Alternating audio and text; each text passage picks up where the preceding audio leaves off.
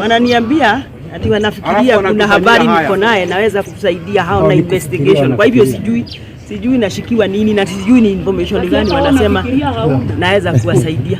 Inasemekana summon nilitoka Nairobi, director ananigoja Nairobi. So hapa ni kuripoti, tumeripoti. Wacha tuendelee. It was fish finding. Anatafuta ni gani inanifaa. They are not sure what I did.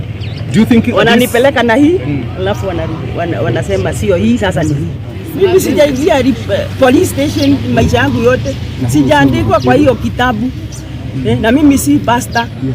Ile nasafanyanga ni siasa.